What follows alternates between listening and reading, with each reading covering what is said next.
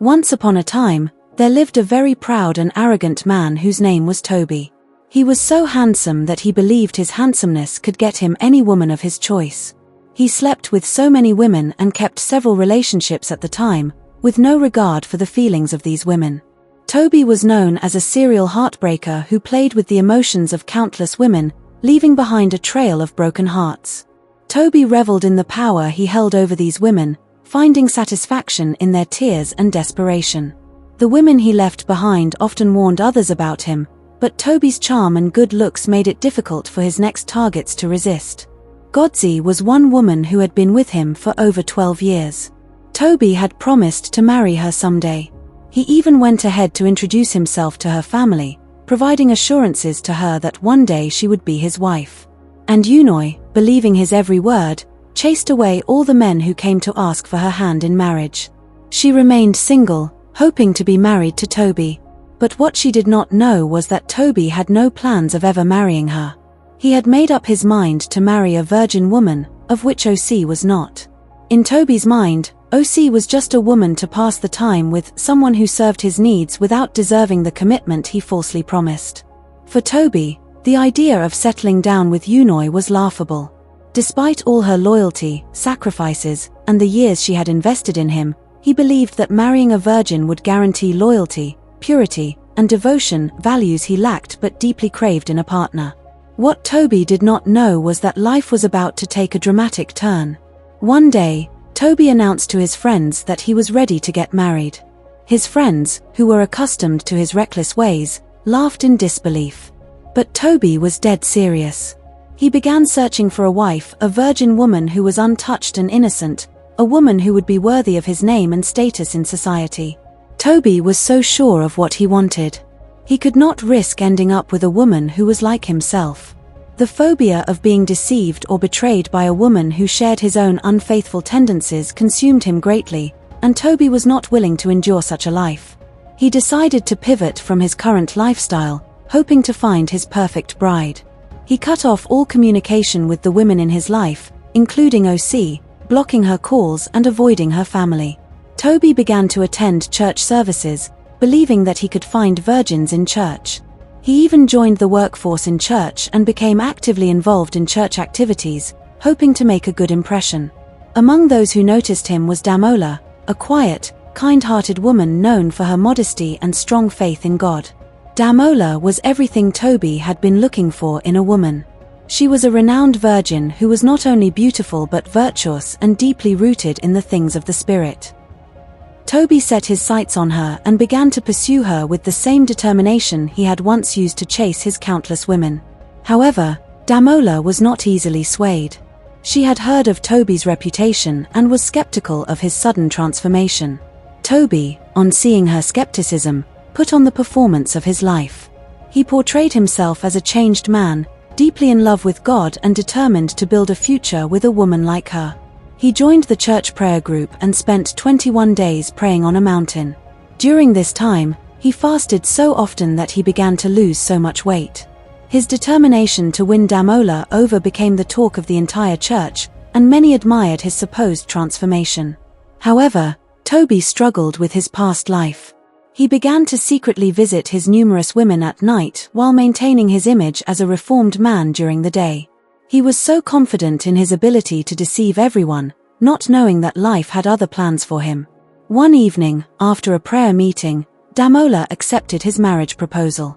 Tobi was so excited that he could barely contain his joy. He saw her acceptance as a victory, a proof that he could outsmart everyone and have the perfect life he always wanted with a virgin wife who would remain loyal to him while he continued to live a double life. Godzi heard of the proposal and was devastated. She had given Tobi 12 years of her life, only to find out from others that he was engaged to another woman, a woman he had paraded as virtuous and worthy while treating her like a disposable commodity. The betrayal cut deep, and the humiliation of being discarded so easily was unbearable for her. Determined to get answers, Osi called Tobi repeatedly and realized he had blocked her number. She sent messages, all of which went unanswered. One day, she decided to confront him directly at his home. When Tobi saw her at his doorstep, he sighed in frustration but allowed her inside. "Osi, trembling with anger and heartbreak, asked, "Why, Tobi? After everything we've been through, why would you do this to me? You promised to marry me. You even introduced yourself to my family." Tobi, cold and dismissive, leaned back on his couch and smirked. His tone dripping with arrogance, he said, "Let's be honest. You were never wife material. You were convenient, that's all. Someone I could have fun with while I figured out my life." OC gasped, her eyes filling with tears.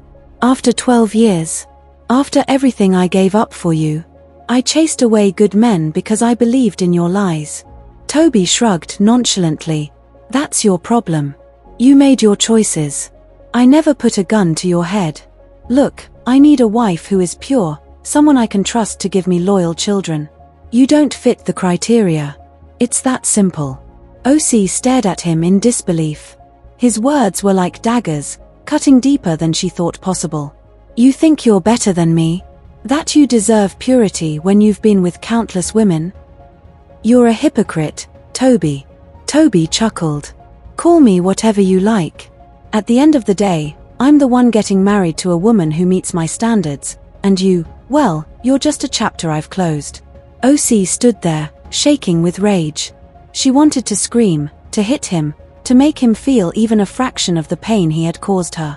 But instead, she walked out, her heart heavy and her spirit broken. As the wedding day approached, Tobi was on top of the world. He had everything he wanted: a beautiful, virtuous bride, the admiration of the church, and a spotless reputation. But what he did not realize was that his past was about to catch up with him. The wedding day finally arrived, and it was nothing short of grand. Tobi, dressed in his finest suit, stood proudly at the altar as Damola walked down the aisle, radiating beauty and grace. Their wedding was a grand celebration, and Tobi felt proud of himself for securing the woman he believed to be his perfect wife. The ceremony was flawless, and the couple exchanged vows in front of the congregation. Tobi promised to love and honor Damola, carefully deceiving everyone present who believed that their union was truly blessed by God. However, on the night of their wedding, Tobi was confronted with the shocker of his life. On the night of their wedding, Tobi woke up in the middle of the night to find Damola sleeping with her eyes wide open. Tobi froze as he stared at her in disbelief. She lay still in bed, her eyes wide open but completely unresponsive, like someone in a trance. Feeling a cold chill run down his spine, Tobi gently shook her. "Dammy," he whispered nervously. "You're sleeping with your eyes open. Are you all right?" Damola blinked a few times, her expression calm and peaceful. "Oh, it happens sometimes," she said softly as she sat up in bed, acting as though it was normal. Though Tobi was terrified, seeing how calm she was, he decided not to dwell on it. As the days went by, Tobi gradually returned to his old ways. He stopped going to church and began visiting his numerous women without fear. Feeling secure in the thought of having a perfect wife at home, Tobi indulged in his reckless behavior. Damola, worried about his sudden change, remained at home, praying silently for him. One night, while Tobi was out with a woman, he suddenly slumped to the floor unconscious. The woman panicked and screamed for help, drawing the attention of people nearby. Tobi was rushed to the hospital, where the doctors conducted several tests but found nothing physically wrong with him. To everyone's astonishment, he woke up hours later, confused but unharmed. The incident shook Tobi, but he quickly dismissed it as exhaustion and resumed his escapades. However, the next time he was with another woman, the same thing happened. This time, it took longer for him to wake up, and the woman he was with fled in fear, leaving him to fend for himself. Tobi soon noticed a pattern.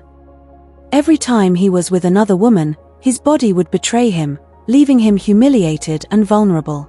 The occurrences became so frequent that Tobi grew terrified. Despite this, his arrogance made it difficult for him to change. He convinced himself it was all a coincidence and decided to test his luck one last time. This time, he secretly met with a former lover, determined to prove to himself that he was still in control. As they sat together in a hotel room, Tobi felt a sudden wave of dizziness. Before he could make sense of it, he slumped to the ground unconscious. Hours later, he woke up alone, drenched in sweat and paralyzed by fear. Desperate, Tobi consulted friends, doctors, and spiritualists, but no one could give him a clear answer.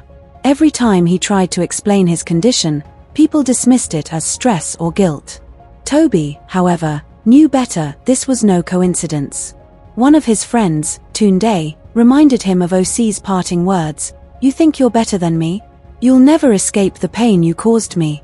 The memory hit Tobi like a ton of bricks. He hadn't thought about OC in months, dismissing her as a closed chapter of his life.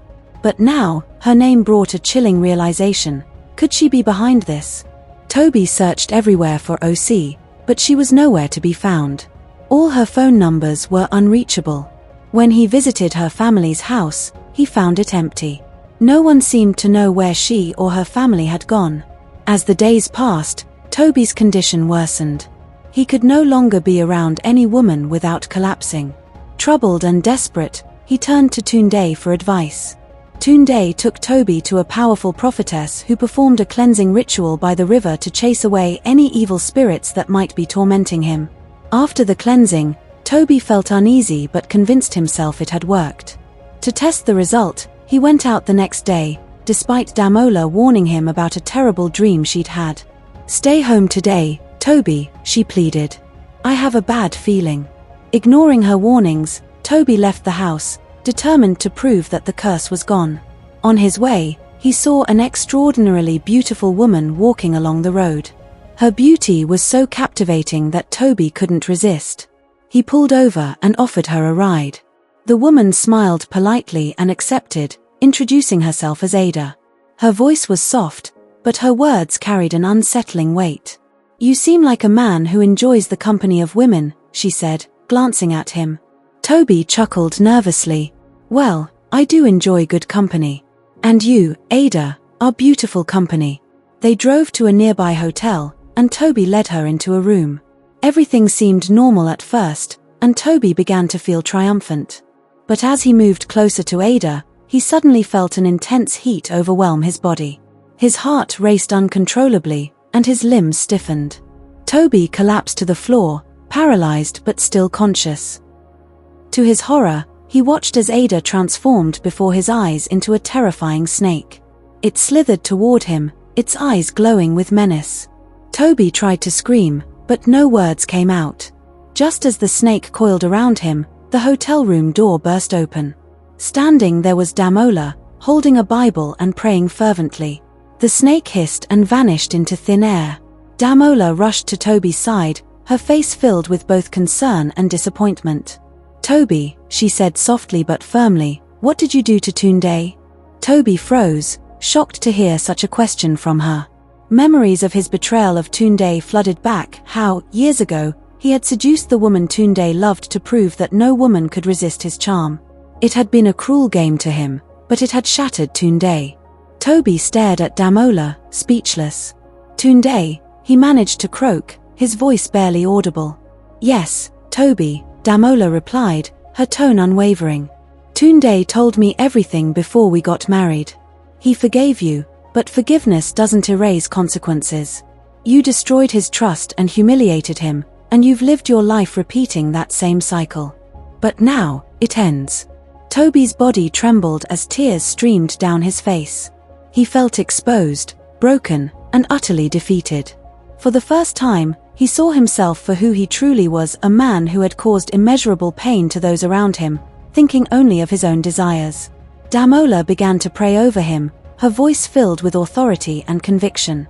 "Lord, set him free. Whatever curse or torment he has brought upon himself, break it now in your name. Give him a chance to repent and turn his life around." As she prayed, Tobi felt a strange warmth fill the room. The oppressive weight that had been crushing him began to lift, and his body slowly regained strength. He sat up, trembling, and looked at Damola with gratitude and shame. "I'm sorry," he whispered. "For everything. I've hurt so many people, including you. I don't deserve your kindness."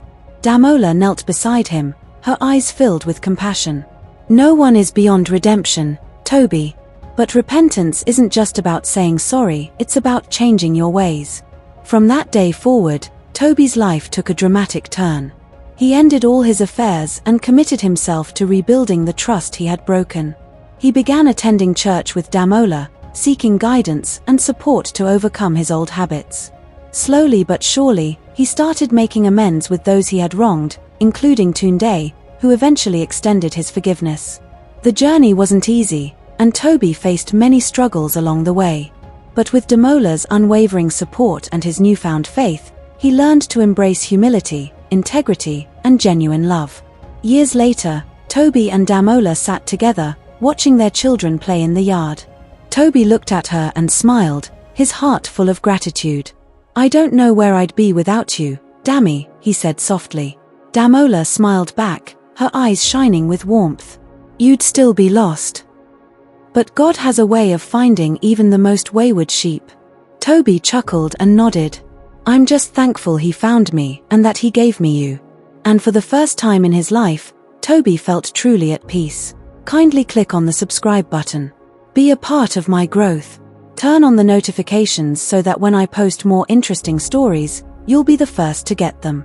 And if you're a returning subscriber, thank you so much for your consistent support.